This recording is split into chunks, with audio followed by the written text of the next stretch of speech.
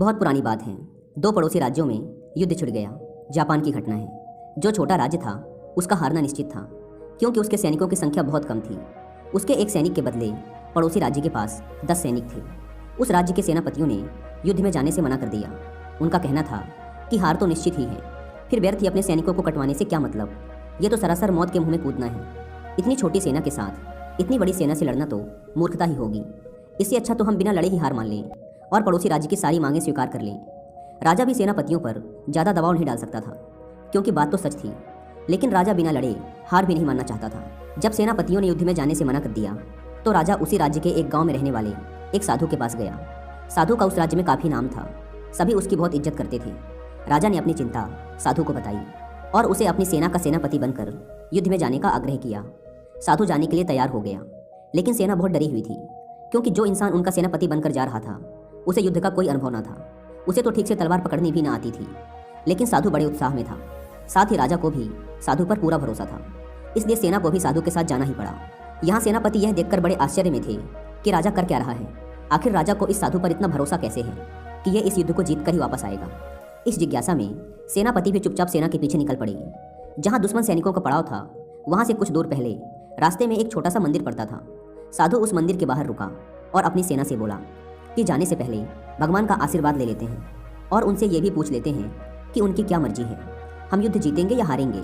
अगर भगवान ने इशारा दे दिया कि हम युद्ध हारेंगे तो हम राज्य की तरफ वापस निकल पड़ेंगे, क्योंकि फिर लड़ने से क्या फ़ायदा, हार तो निश्चित है।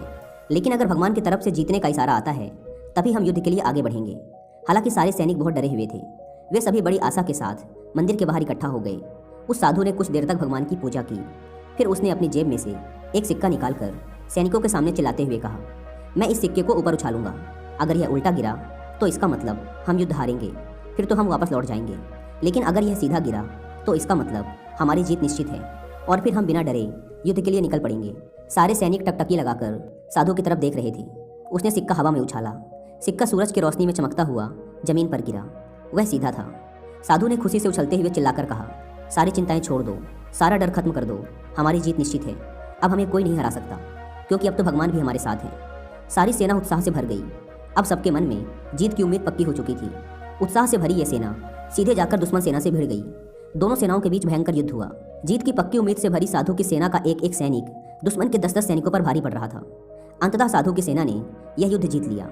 लौटते वक्त जब वे उस मंदिर से गुजर रहे थे तो साधु ने कहा, जाने से पहले भगवान का धन्यवाद तो करते चले जाएं। सभी लोग मंदिर के बाहर इकट्ठा होकर भगवान का धन्यवाद करने लगे कि हे ईश्वर, तेरा लाख लाख शुक्रिया कि तूने हमें जिताया। अगर तू हमें जीतने का इशारा ना करता तो हम तो हार ही जाते। तभी साधु ने चिल्लाकर कहा, उससे पहले कि तुम भगवान का धन्यवाद करो, मेरी जेब में जो सिक्का पड़ा है उसे देख लो। साधु ने सिक्का बाहर निकाल कर दिखाया। वह बनावटी सिक्का था। वह दोनों ओर से सीधा था। वह उल्टा गिर ही नहीं सकता था। साधु ने कहा, भगवान को धन्यवाद मत दो, इस जीत में उनका कोई हाथ नहीं।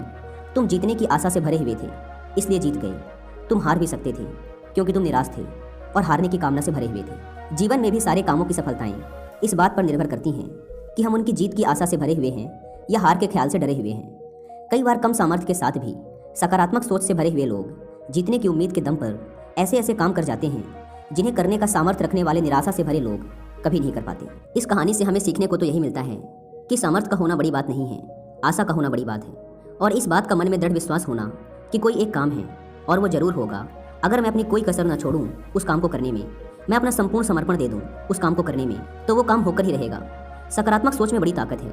ये इंसान को बुरी से बुरी परिस्थिति में भी सही निर्णय लेकर उससे बाहर निकलने का रास्ता सुझाती है। एक सीख जो कि इस कहानी से हम अपने साथ लेकर जा सकते हैं वो ये है कि जीवन में चाहे कितनी बड़ी मुसीबत हमारे सामने क्यों ना आ जाए, हमारे भीतर उससे बाहर निकलने की एक उम्मीद हमेशा होनी चाहिए और हमें पूरे धैर्य और शांत दिमाग के साथ उस मुसीबत का सामना करना चाहिए।